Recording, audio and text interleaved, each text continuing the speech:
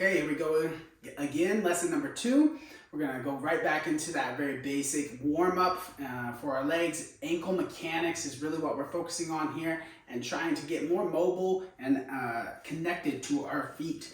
Let's go with our single leg ankle circles. Very simple. We lift the right heel and we guide around in a very active and neural circular motion through both the hip and the ankle, and then that knee is also facilitating. Smooth and steady for 2 more in one direction. Very active. And then we'll go back 5 in the other direction. When I say active, I don't mean you gotta overdo it. See, I'm bending my arms, I'm thinking about it, so I should come back to posture. But I am being very mindful in this activation of my lower leg. So don't have to cramp up and push too hard. Let's shift over, a little bit of weight in our right foot. You lift the left heel and you start to smoothly control. You'll remember, and you'll probably hear it quite a few times, my left just doesn't have the same smooth control. I've got to add some extra work for that left. I think we're on 1 more in this direction. Now let's take it back the other way. Ankle circles, single leg ankle circles. Again, the more you put into this, the more mindfulness you utilize during this training, the more you will get out of it. Last one. We're going to go back to postural stance. All points of balance connected to start, and then we're going to go into just 4 points if you did the math by swaying side to side, the ankle sway. This is a really funky one to get used to. It may take you a couple weeks, but as you start feeling these lower leg muscles and feet muscles more often and activating them in these very basic mechanical manners, you're going to get more in tune with them. Your feet will actually improve their mobility, their ability to absorb force. You'll improve your strength, you'll improve blood flow, and lots of issues you may be experiencing through the feet now or later on in life. Last ones, and let's shift into the ankle walk. See what happened there? Ooh, I look down and I'm externally rotated as I do that. Keep your eye on, check yourself out occasionally, even having a mirror.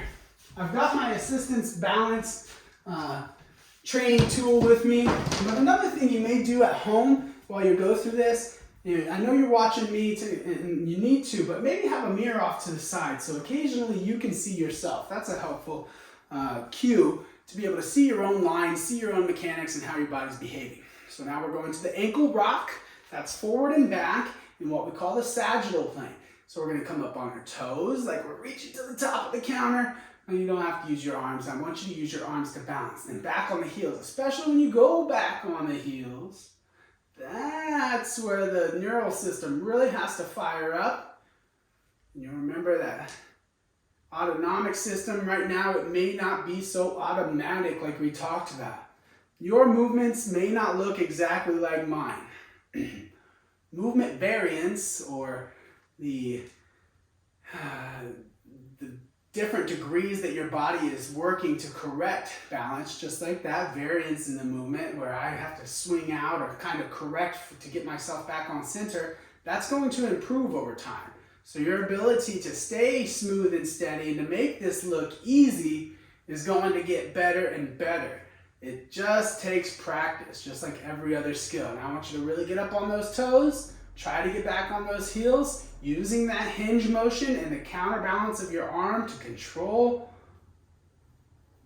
movement in that sagittal plane. If you do go off center, all you gotta do is step back or step forward. No big deal.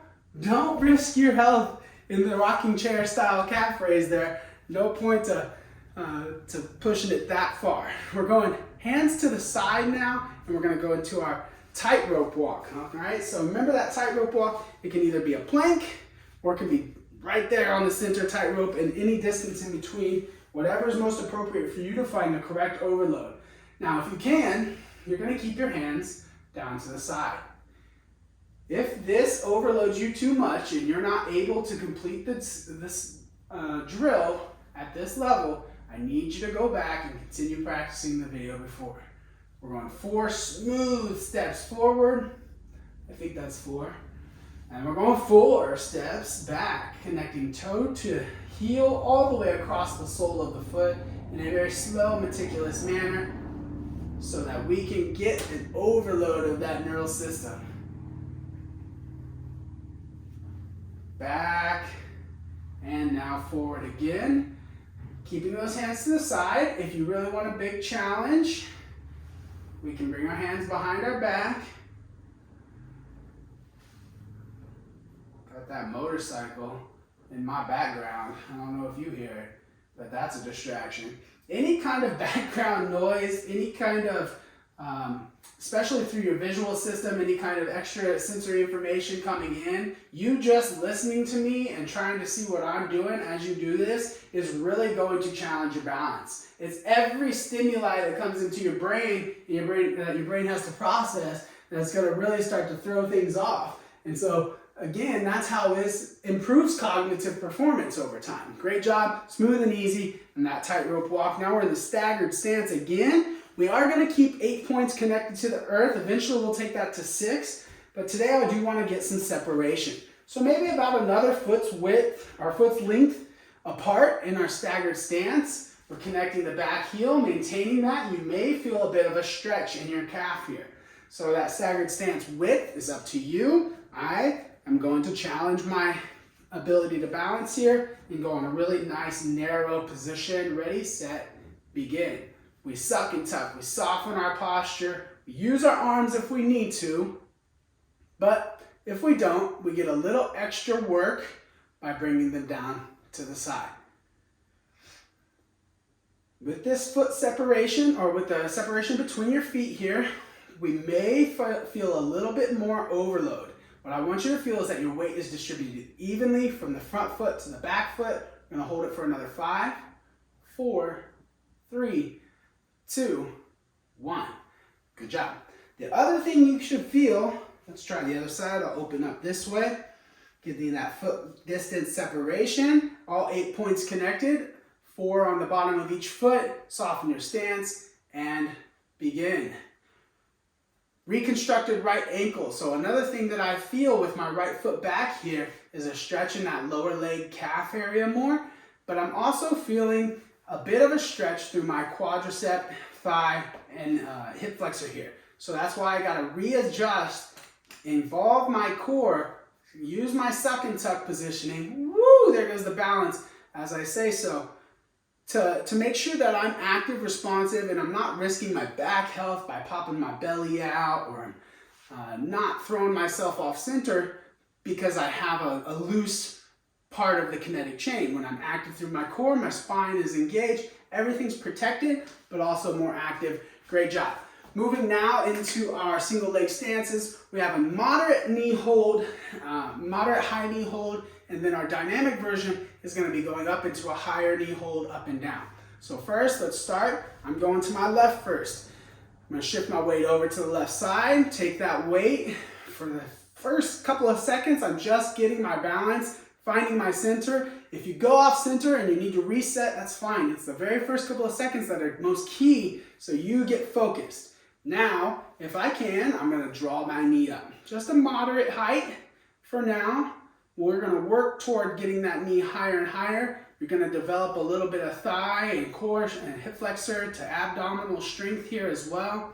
Just holding this for another 10 seconds or so. Whatever you need to do with your hands. If they're still up here, great. Utilize it. Use an active approach to balance. If you need more of a challenge, you can bring those hands down as you've already figured out. Good. Other side, shift into it, pick it up, hold it, and try to draw that knee up to a moderate height.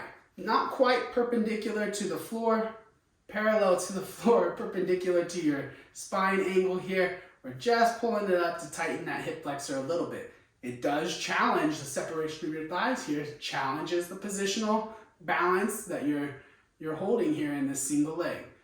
Almost there. 5, 4, 3, 2, 1. Set it down.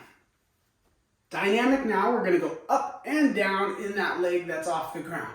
So we're here, softening our stance, tightening that butt, tightening that gut, lifting up, and we're going to pull it all the way up.